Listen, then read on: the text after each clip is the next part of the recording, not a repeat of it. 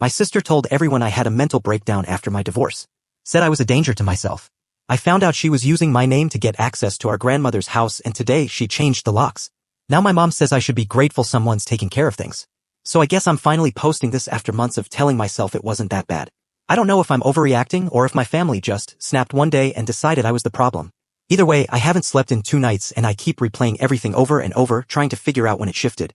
For context, I'm 33, oldest son, divorced last year. Nothing dramatic. Just a slow collapse. My ex and I split on okay-ish terms. I moved out, stayed with friends, eventually got a small place near my grandma's old house, which growing up was kind of a second home to me. She passed 2 years ago and it's been empty ever since, but I'd go by sometimes just to sit on the porch. It was the last place that still felt like mine. That house used to be in my name. She left it to me. Everyone in the family knew that. And then about 6 months ago, things started getting weird. Texts from my sister asking if I was off my meds. I've never taken any. My mom hinting that I should let the past go and trust the people who care. Even my aunt pulled me aside at a dinner and said, "Whatever happens, just remember you're loved, okay?" I thought maybe they knew something I didn't. Turns out, they were building a story. One where I was too unstable to be trusted with the truth. And the truth? Is worse than I thought. It started with a wind chime. The kind of detail you wouldn't think twice about unless you grew up hearing it sound every summer night since you were 6. Grandma's porch always had that same soft clinking, metal, not cheap plastic. That afternoon, the porch was silent. I stood there, holding a sandwich and a coffee in a cardboard tray, planning to sit on the steps like I always did, like I'd done dozens of times since the divorce. But the wind chime was gone. So were the white curtains in the front window. New ones were up beige, with fake pearls stitched on the hem. Not Grandma's style. At all. Then I saw the doormat. One of those cringe Etsy knockoffs that says home is where the wine is. I actually laughed. Grandma would have tossed that in the trash. I bent down, checked the corner, yep. Still had the Goodwill tag on it. Something was wrong. I tried my key. It didn't fit. Not just stuck, it was a totally different lock. I tried again, thinking maybe I had the wrong key. No. I knew that key. It was the same one she gave me when I turned 18 and started mowing her lawn for extra cash. I never took it off my ring. I stood on the porch for a full minute just staring at the door. I texted Jenna. "Hey, did you or Mom change the locks at Grandma's?" No reply. Called her. Straight to voicemail. I didn't want to overreact. Maybe they were doing renovations. Maybe it was a safety thing. But I couldn't shake the feeling. Next morning I went to Mom's house. I didn't go in like usual, something about this whole thing made my stomach tighten. I rang the bell and stood there like I hadn't lived half my life in that house. Mom answered with a forced smile and that tight, "Hi, honey" voice she only uses when she's hiding something. I asked her if something happened to Grandma's place. She blinked. "Oh, we assumed you weren't interested in dealing with it anymore." I froze. "Why would you assume that?" "Well, sweetheart, after everything, we just thought it was better if Jenna handled it." "After what?" I asked. She tilted her head like I was a confused patient. "Your episode." I blinked. "My what?" Her eyes softened. That motherly pitiful look. "We're not blaming you. We just didn't want to burden you. You've been through a lot." I swear I thought I was on a hidden camera show. I asked again, "What episode are you talking about?" She just said, "Let's not rehash all that. It's in the past." I left. Didn't yell. Didn't slam the door. I just walked to my car, sat there with my hands on the wheel for a long time and tried to remember if I'd had some kind of mental break I was somehow forgetting. Spoiler, I hadn't. Over the next few weeks, the weirdness started closing in. My cousin sent a text, "Good to see you back on your feet, man." I hadn't been off them. An old coworker messaged, "Heard you took some time to heal, proud of you." Heal from what? Then I got tagged in a Facebook photo from 2 years ago, me and Grandma at a birthday dinner. Jenna commented, "Missed those days. He was doing better back then." What? I called her. She answered this time. "Why are people acting like I had some kind of breakdown?" I asked. Silence. Then she said, "Because you did." I laughed. "No, I didn't." She replied, "You don't remember threatening to drive off the overpass?" I felt like I'd been punched in the chest. That never happened. I know what she's referring to. I once joked about how the off-ramp near our house looked like a roller coaster when it was wet. It was a dumb comment. Inappropriate humor. But that's what she twisted into a suicide threat? That night I started digging. And what I found made me feel like I was unraveling. Jenna had filed paperwork with the county 6 months ago. Legal transfer of Grandma's estate. Said I was mentally unfit to manage property. Included family testimonies from Mom and her. Claimed I was under clinical supervision, had refused treatment, and had exhibited self-harm behavior. None of it was true. And it worked. The house, my house, was no longer in my name. I confronted Mom. She cried. Said it was to protect me. Said I'd changed after the divorce. Said she was afraid I'd relapse. What relapse? I've never even had a diagnosis. She wouldn't look me in the eye. Just said we did what we thought was best. I started keeping voice memos. Screenshots. Backups of texts. Just in case. Rachel, a friend from college who practices estate law, looked over the documents. Said I had a shot at reversing it if I got an independent psychological evaluation and proved coercion or fraud. So I booked the eval, paid out of pocket, sat through 4 hours of tests and interviews. The result? No evidence of clinical instability. No diagnosis present. Subject is coherent, grounded, and capable of independent decision-making. I filed my counterclaim. 2 days later, Jenna showed up at my apartment. She looked furious. "You're tearing this family apart," she hissed. I stood my ground. "You lied." Her voice cracked. "You don't even remember what you did." I asked her what she meant. She just said, "You don't remember screaming at Grandma last Thanksgiving? Locking yourself in the bathroom for an hour and refusing to come out?" I stared at her. "That never happened." She smiled. That tight, awful, victorious smile. "Exactly." Then she turned and walked away. And in that moment, for a split second, I actually thought, what if she's right? What if I did forget something? What if they're not lying? What if I'm just broken? But that's exactly what they wanted. And that's what I'm about to prove wrong. I couldn't stop thinking about that smirk on Jenna's face. "Exactly," she said when I told her something never happened. It was such a quiet, bone-deep kind of evil. The way you grin when someone steps right into the trap you set for them. And I knew in my gut that she had more waiting. That whatever was coming next would be worse. I was right. The next day, a manila envelope showed up on my porch. No return address. Just my name in sharp, aggressive handwriting. I opened it slowly, thinking it might be a legal notice. Inside were 3 things. A printed transcript labeled confidential, recorded November 28th.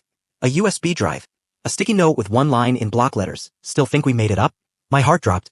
November 28th was the day after Thanksgiving, the same one Jenna claimed I locked myself in the bathroom and screamed at Grandma. The day I supposedly snapped. I plugged in the USB. There was 1 file, an audio recording, 46 minutes long. My hands were shaking as I hit play. At first, it was just ambient noise. Clinking plates. Laughter. Grandma saying something soft I couldn't catch. Then a male voice, mine, started shouting. But not just shouting. Raging. Saying things I couldn't imagine myself saying, even in a nightmare. "You're all fake. I wish I'd never been born into this. I should burn this house down just to make you feel something." I paused it. Stared at the waveform. Hit play again. Fast forwarded. More yelling. A door slamming. Something breaking. Then silence. I sat there frozen. Because here's the thing, it sounded like me. Same cadence. Same vocabulary. But it wasn't me. Not just emotionally. Literally. I wasn't even there that day. I'd spent that Thanksgiving with friends out of state. I had Instagram stories, a time-stamped boarding pass, and a goddamn group photo of me in a Santa hat watching Die Hard at midnight. I called Rachel. She told me to back everything up, then not touch the file again until a digital forensics expert could analyze the metadata. So I did. 3 days later, we got the report. The file had been stitched together. Clipped audio segments. AI voice layering. Even my voice was in it, lines ripped from old voicemails and video calls. Whoever made it was sloppy, but they thought I wouldn't check. But I did. I sent Jenna a screenshot of the analysis. Her reply? "Funny how you trust computers more than your own family." I stared at that for a long time. That was the moment something in me hardened. I stopped trying to explain. Stopped trying to reason. I realized they didn't want me to believe I was sick. They wanted everyone else to. And they keep going until there was nothing left of me that people remembered clearly. It got darker after that. Mom stopped answering my texts. My aunt messaged me once, "Why can't you just let her have the house? She needs it more." I wanted to scream. I needed it too.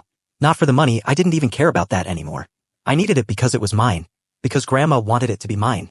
Because it was the last proof that I wasn't crazy, that I'd mattered to someone in that family once. One night I drove to the house. I didn't go in.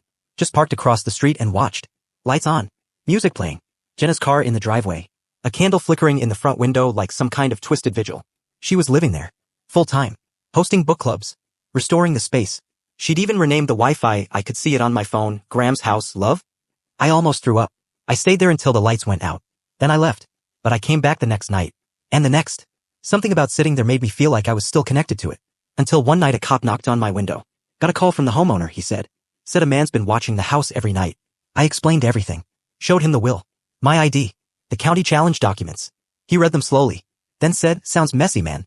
But technically she's the legal occupant right now. You gotta let the court sort this out." I nodded. Drove home. Didn't sleep. Didn't eat much after that either. Then, one afternoon, my doorbell rang. It was Grandma's neighbor, Mrs. Klein. Early 80s, always wore giant floral hats and smelled like old soap and ginger cookies. She said, "Can I come in? I need to show you something." I made tea. She sat at the counter like she always used to when I was a kid. Then she pulled out her phone and showed me a video. It was taken through her blinds. Dated 3 weeks before Grandma passed. Jenna, carrying papers. Talking fast. Mom standing next to her, nodding. And Grandma? Grandma was in her wheelchair, shaking her head. No, I don't want that," she said. Her voice was soft, but you could hear the fear. Jenna said, "You have to. He's not safe. He threatened you, remember?" Grandma shook her head again. "I don't remember that. You said it last week." I didn't. I'd remember. Then Mom stepped in and said, "Just sign it, Mother. We'll take care of everything." Mrs. Klein looked at me and said I didn't know what to do. But I knew she didn't want to sign whatever that was. I almost cried. I hugged her. Told her she might have just saved everything. Then I sent the video to Rachel. And the next day, we filed for emergency injunction. This wasn't about a house anymore. It was about my name. My history. My reality. They tried to erase it. Now I was taking it back. The court date was set. Rachel said it'd take weeks, maybe months, before we got a ruling. But the injunction went through. That meant Jenna couldn't sell or renovate the house while the case was active. Couldn't rent it out either. It was frozen, just like they tried to freeze me out of my own life. I expected silence after that. What I got was an ambush. It started with a Facebook post. A long, tearful paragraph from mom about family being torn apart over material things with vague allusions to mental health battles and a son we barely recognize anymore. No names, of course, plausible deniability. But everyone knew. The comments exploded. Cousins, family friends, neighbors, all chiming in with condolences and prayers and stay strong, Carol, you're doing the right thing. I stayed silent until Jenna posted her version. Screenshots. Selective ones. A cropped text of me asking about the locks. A single line from months ago, I'm not okay, I just need a break. She paired it with a caption, this is the man trying to take our mother's legacy. That was the last straw. I wrote a post.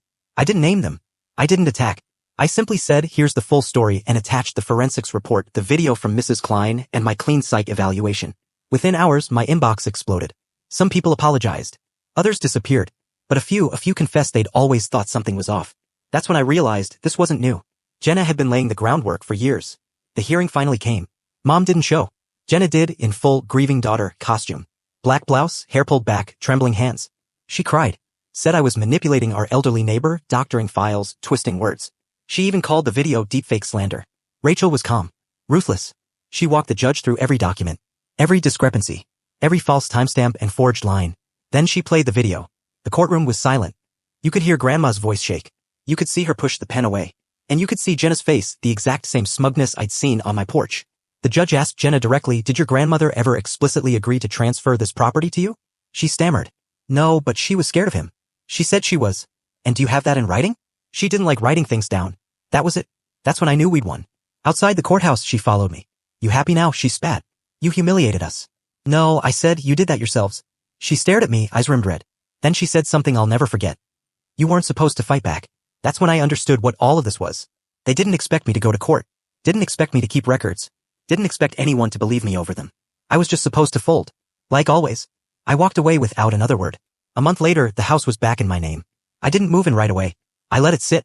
I went there sometimes, sure, mowed the lawn, replaced the curtains, hung a wind chime. But mostly I just breathed. Mom sent a card. No note. Just a card that said, hope you find peace. I didn't reply. Jenna emailed me last week. She's ready to talk. Said she's going through some things. Said family matters. I didn't even open it. I archived it. Just like the rest of them. Because I've learned something now. When someone spends years convincing the world you're broken, sometimes the most powerful thing you can do is show them what healing actually looks like. Didn't expect to be back here so soon, but the last few days have been absolutely surreal, and honestly, typing this out might be the only thing keeping me grounded right now. First of all, thanks to everyone who commented, messaged, or even just read the original posts. I felt like I'd been screaming into a void for so long that I forgot what it felt like to be heard. You all gave me language for what I'd been feeling.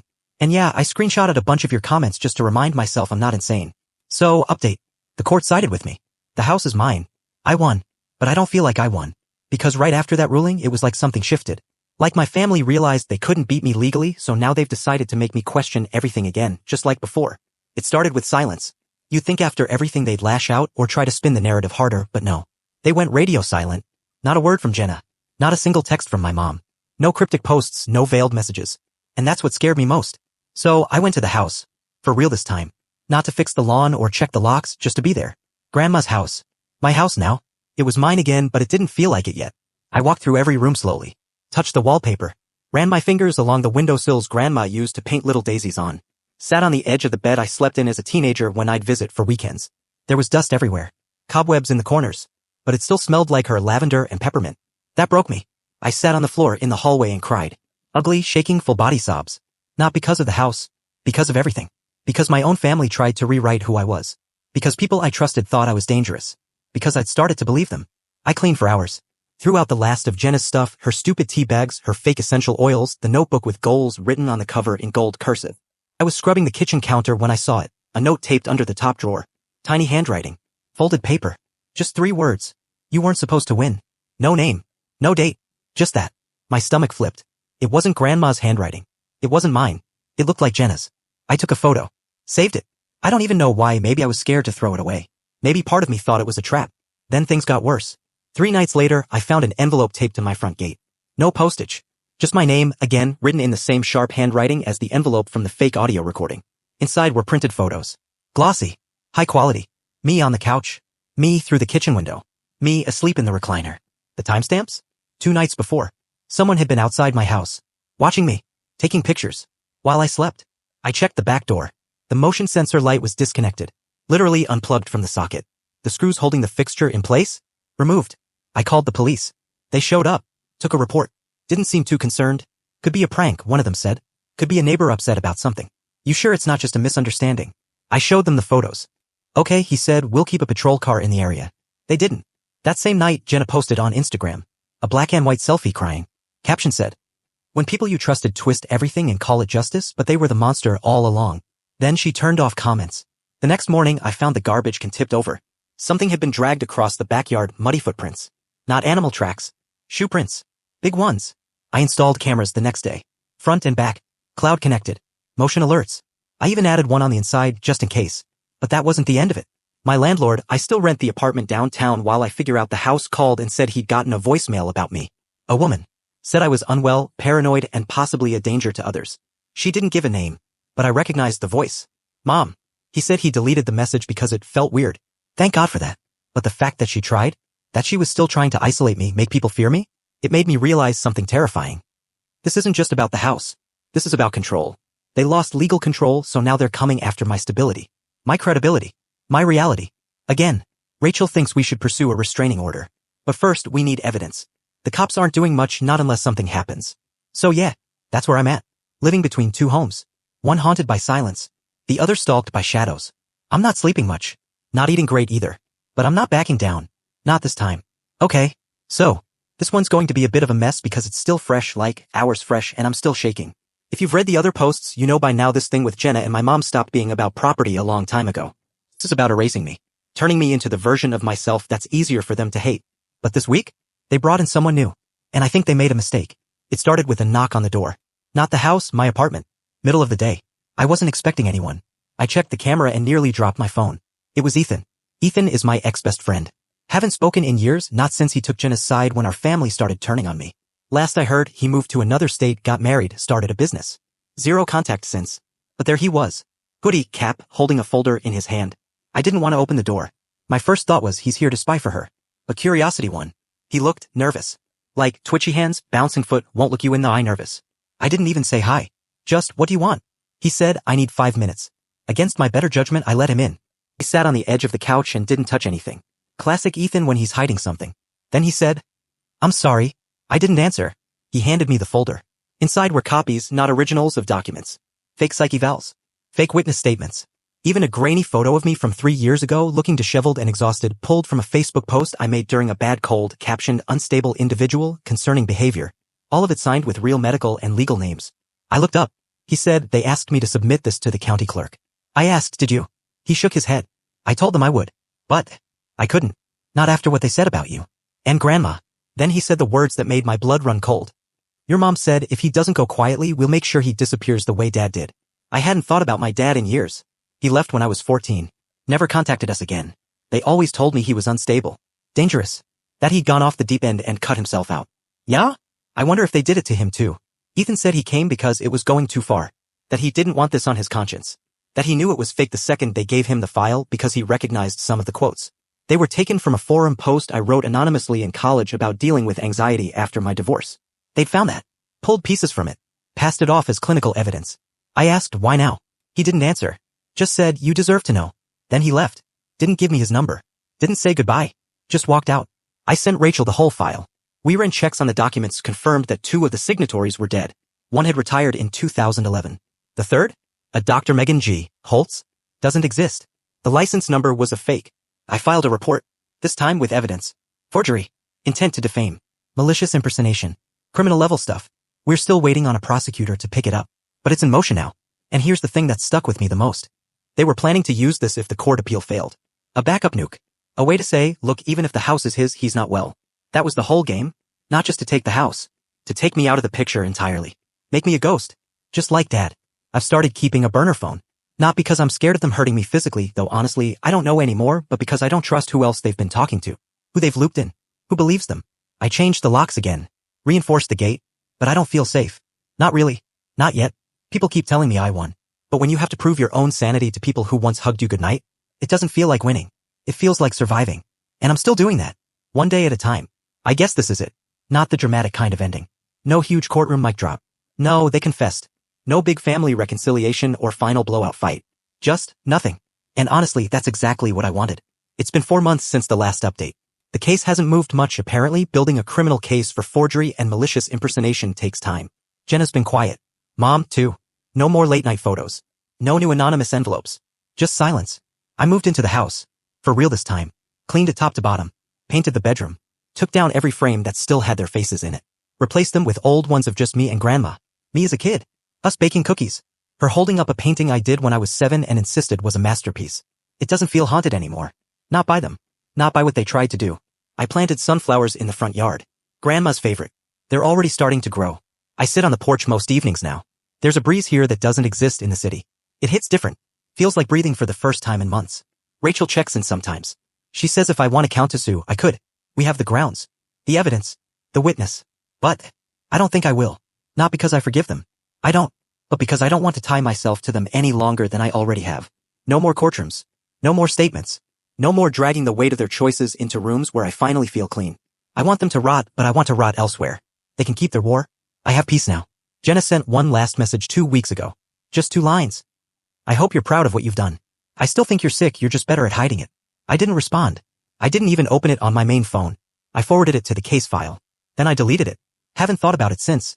I still have the note I found in the kitchen. You weren't supposed to win. I keep it in a drawer under my socks. Not as a trophy. Just as a reminder. Because they're right. I wasn't supposed to win. Not with this family. Not with how they rewrite every story until they're the heroes and you're the liability. But I did. I'm not the villain in their narrative anymore. I'm not even in the story. I walked out. And I'm not going back. That's all. Thanks for reading. Thanks for believing me when I wasn't even sure I believed myself. I'm okay now. I'm really finally okay. And I don't care if they ever are.